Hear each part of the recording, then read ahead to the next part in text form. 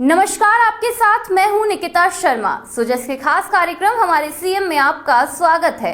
यहां आपको मिलेंगी मुख्यमंत्री श्री भजनलाल शर्मा के दिन भर के दौरों, कार्यक्रमों और जन कल्याण से जुड़ी महत्वपूर्ण खबरों की जानकारी।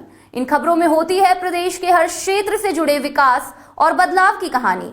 आइए आपको दिखाते हैं वो तमाम खबरें जिनमें तेजी से बढ़ते राजस्थान के विकास की तस्वीर साफ दिखाई दे रही है। तो चलिए बढ़ते हैं उन खबरों की ओर। राजस्थान को कृषि नवाचार और एग्रीटेक निवेश का ग्लोबल हब बनाने की दिशा में भजनलाल सरकार ने एक और बड़ी उपलब्धि हासिल की है।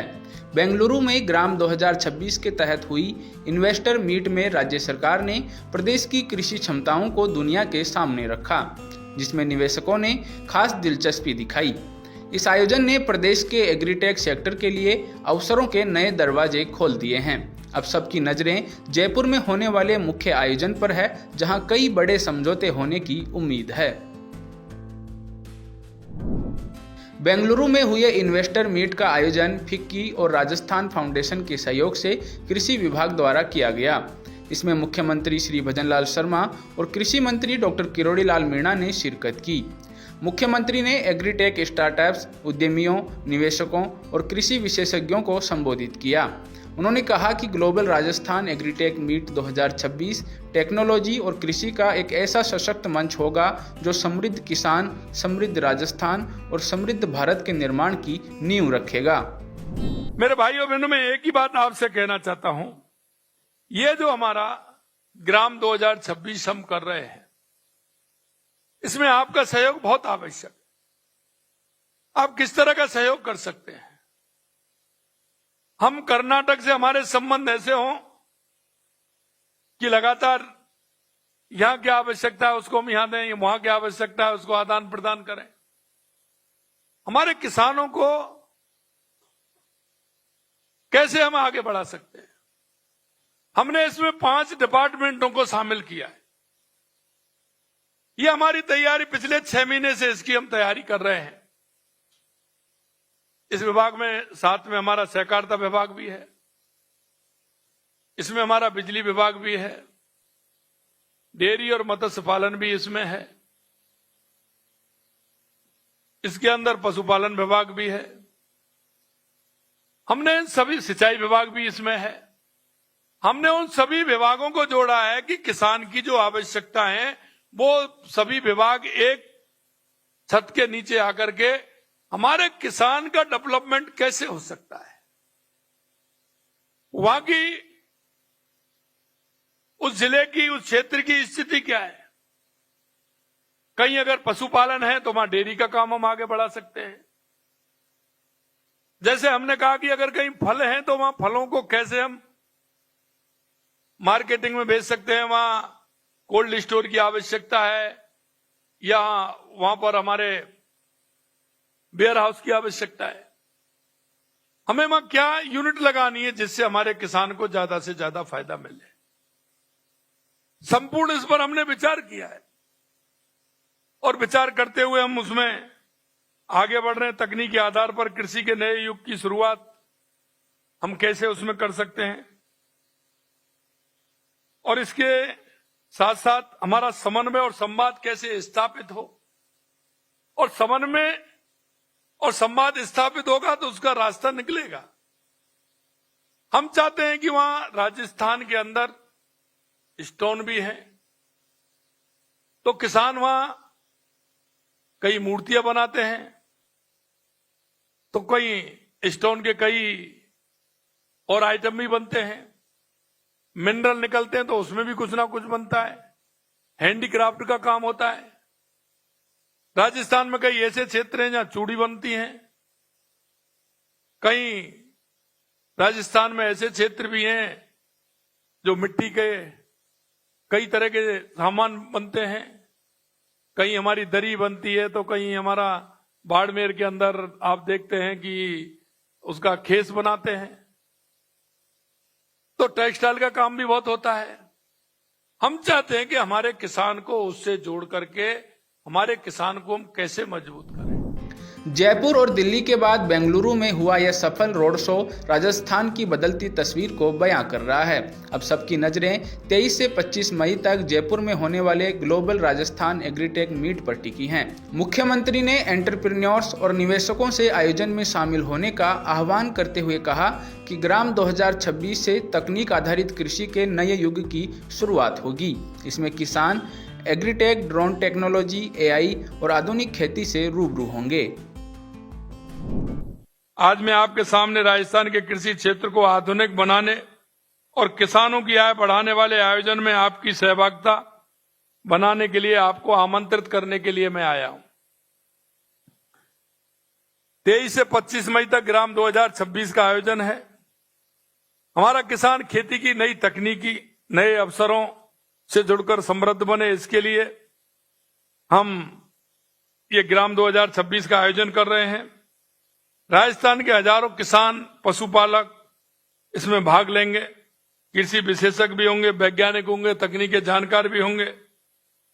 इसके दौरान एग्रीटेक, ड्रोन टेक्नोलॉजी, एआई, आधुनिक खेती, फूड प्रोसेसिंग, क्योंकि आपने देखा है कि राजस्थान के अंदर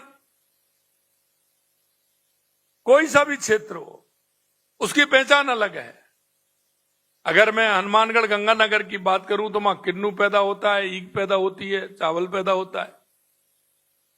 थोड़ा सा आगे चलोगे बीकानेर में तो वहां मूंगफली पैदा होती है। थोड़ा सा अगर जैसलमेर की तरफ बढ़ोगे तो वहां खजूर पैदा होता है।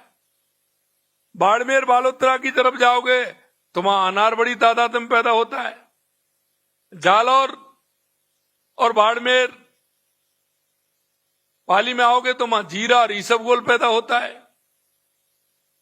अगर आप थोड़ा सा बढ़ोगे हमारे तो डूंगरपुर, बांसवाड़ा में हमारी मक्का पैदा होती है। चित्तौड़गढ़ में आओगे तो वहां मक्का भी होती है, सोयाबीन भी होती है, अफीम भी होती है। होती है कि नहीं होती है?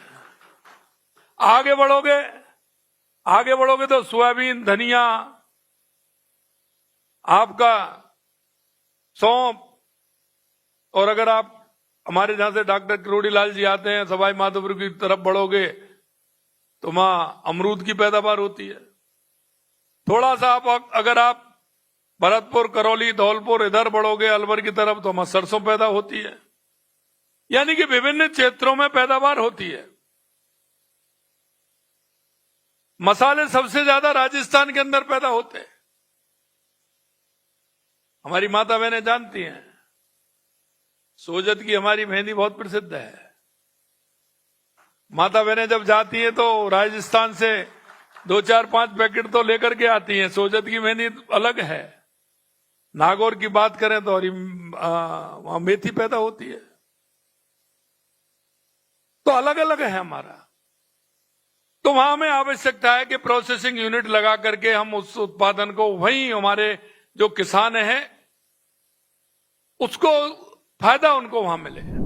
मुख्यमंत्री ने राजस्थान को श्री अन्न के उत्पादन में अग्रणी बताते हुए कहा कि प्रदेश में फूड प्रोसेसिंग, कोल्ड चेन, जैविक कृषि, स्पाइस पार्क और कृषि तकनीक में निवेश के ढेरों अवसर हैं। उन्होंने इन्वेस्टर से निवेश का आह्वान करते हुए कहा कि टेक कंपनियों के लिए राजस्थान एक लिविंग लैब बन सकता है। श्री अन्न में तो हम राजस्थान सबसे आगे है। हमारे वहां बाजरे की पैदावार होती है, ज्वार की पैदावार होती है, तिल की पैदावार होती है, मूंग की पैदावार होती है। उसमें हमारे यहाँ खाद डलता ही नहीं है। वो श्री अन्न ऐसा है कि बारिश पर निर्भर है। तो वो श्री अन्न सबसे ज्यादा अगर पैदा होता है तो राजस्थान में होता है। मेरे भाई और बहनों, मैं एक ही बात कहूंगा आपसे, जो हमारे देश के यशस्वी प्रधानमंत्री नरेंद्र मोदी जी हमेशा कहते हैं कि किसान बीज से बाजार तक के विजन को आगे बढ़ाते हुए लाभदायक खेती कैसे हो सकती है, हम उसकी ओर लगातार बढ़ रहे हैं। इन्वेस्टर्स मीट में राजस्थान के कृषि मंत्री डॉक्टर किरोड़ी लाल मीणा ने भी एंटरप्रेन्योर्स और इन्वेस्टर्स को संबोधित किया। उन्होंने कहा कि राजस्थान में बुनियादी ढांचे और नवाचार को बढ़ावा देकर एग्रीटेक सेक्टर को मजबूत किया जा रहा है। इससे निवेशकों के लिए अनुकूल माहौल तैयार हो रहा है। मीट करने जा रहे हैं इसका ग्राम का, वो निश्चित रूप से सफल होगा आपके सहयोग से, आपके आशीर्वाद से। आप सभी जानते हैं कि हमारा देश कृषि प्रधान देश है और उसमें भी हमारा राजस्थान कृषि प्रधान प्रदेश तो है ही, लेकिन देश का सबसे बड़ा भूभाग अगर है तो राजस्थान में है। और राजस्थान की डाइवर्सिटीज बहुत हैं, अलग अलग क्षेत्र में अलग अलग मौसम रहता है। और ऐसे राजस्थान में हम ये ग्राम का आयोजन करने जा रहे हैं, जिसके लिए मैं आप सभी को, मैं और माननीय मुख्यमंत्री जी और हमारा विभाग आपको निमंत्रण देने के लिए आया है। पधारो हमारे देश। और ये जैसा कि मंजू जी ने बताया, जयपुर में सीतापुरा में होगा। और माननीय प्रधानमंत्री जी का भी चिंता इस बात की है कि हमारे देश की इकोनॉमी एग्रीकल्चर बेस्ड है, बहुत बड़ा एग्रीकल्चर सेक्टर का हमारी इकोनॉमी में आधार है। और ऐसे किसानों की चिंता करना, खेती की चिंता करना और नीचे स्तर तक जाकर किसान की आय को बढ़ाने की दृष्टि से देश के प्रधानमंत्री 3 बिल लाए थे कि किसानों की दुगनी आय हो। लेकिन जो कुछ विरोधी लोग थे, उन विरोधियों ने ऐसा विरोध पैदा किया कि वो किसान की विभूति के पक्ष में नहीं थे, उनके वेस्टेड इंटरेस्ट थे, जिसके कारण ऐसा माहौल बनाया कि सरकार को पीछे कदम हटाना पड़ा। लेकिन चूंकि हमारे प्रधानमंत्री कटिबद्ध हैं, किसान कैसे आगे बढ़े, किसान की विभूति, उसके चेहरे पर खुशी कैसे आए, उस दृष्टि से हमारी स्टेट भी ये प्रयास कर रही है कि आप लोगों के साथ उद्योगपति, इन्वेस्टर्स और किसान एक मंच पर आए और इस बात का चिंतन करें कि उनको नई से नई तकनीकी, नए से नए खेती करने का तरीका और उनको मार्केट कैसे ज्यादा से ज्यादा उपलब्ध कराया जा सकता है, उस दृष्टि से बेंगलुरु में आयोजित यह इन्वेस्टर्स मीट राजस्थान के एग्रीटेक विजन को राष्ट्रीय मंच पर मजबूती से स्थापित करने में अहम साबित हुई है। सरकार, उद्योग और नवाचार के इस संगम ने साफ कर दिया कि आने वाले समय में तकनीक आधारित खेती ही विकास का नया रास्ता खोलेगी। सुजस के खास कार्यक्रम हमारे सीएम में आज के लिए इतना ही। फिर मिलेंगे मुख्यमंत्री श्री भजनलाल शर्मा के नेतृत्व में विकास की किसी नई कहानी के साथ। तब तक के लिए देखते रहिए सुजस समाचार। हमारे चैनल को लाइक, सब्सक्राइब और शेयर करना ना भूलें। धन्यवाद।